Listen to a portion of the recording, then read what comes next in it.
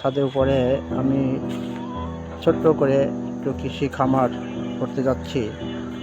তো এই দেখুন বেগুন গাছ। আলহামদুলিল্লাহ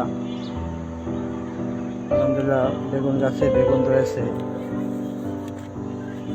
এই দেখা যাক বেগুন গাছে বেগুন।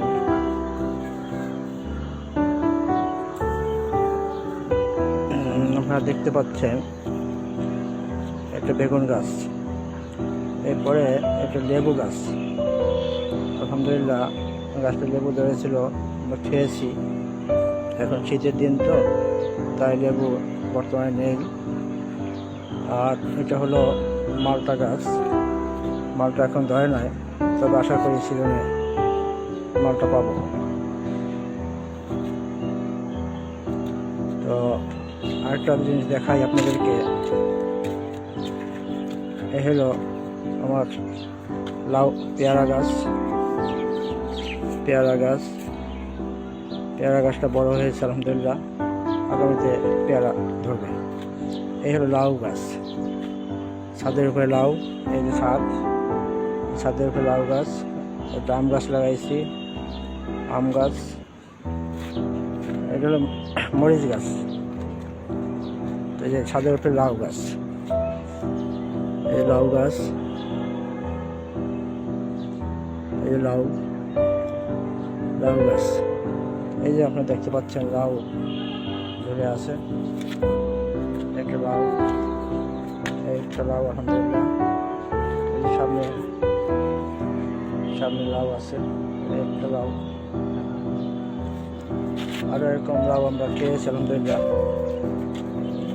আলহামদুলিল্লাহ লাউ গাছটা তেমন তরতাজা না, কিন্তু আলহামদুলিল্লাহ মধ্যে বেশ কিছু লাউ হয়েছে। আরো লাউ ধরতেছে, ছোট ছোট লাউ আছে গাছে। এরপরে দেখেন সিম গাছ। সিম গাছে সিম ধরেছে। সিম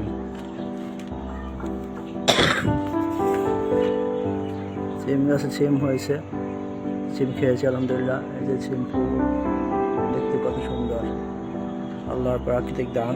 ছাদের উপরে বালতির মধ্যে সিম গাছ।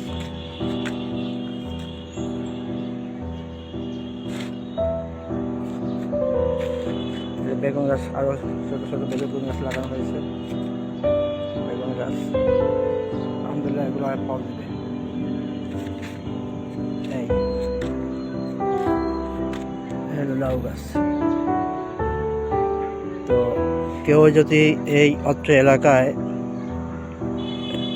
বসবাস করতে চান তাহলে আমার সাথে যোগাযোগ করতে পারেন, ভাড়াটাও অনেক কম। কেউ যদি জমি কিনে থাকতে চান স্থায়ীভাবে, তাও থাকতে পারেন। স্থানীয় মানুষদের কাছ থেকে, আমার কিছু বন্ধু বান্ধব আত্মীয় স্বজন আছেন স্থানীয় মানুষ, তারা অনেকে জমি বিক্রি করে। অনেক সময়, সব সময় পাওয়া যায় না। অনেক সময় দালালরা দালালি করে বিভিন্ন ফন্দি বিক্রি করে, তা না। স্থানীয় মানুষ অনেক সময় জমি বিক্রি করে দালাল ছাড়া। এরকম কিছু জমি পাওয়া যায় মাঝে মাঝে, সব সময় না। তো আমাকে বলে রাখলে সময় সুযোগ মতো সেরকম জমি পাওয়া যেতে পারে। আমি চাই যে আমার পরিচিত যেমন বন্ধু বান্ধব এলাকায় আসলে আমরা একাত্রে বসবাস করতে পারি, আমাদের একটা শক্তি সাহস বাড়বে। এই আশায় আমি এই আহ্বানটা জানাচ্ছি। ধন্যবাদ, সবাই ভালো থাকবেন।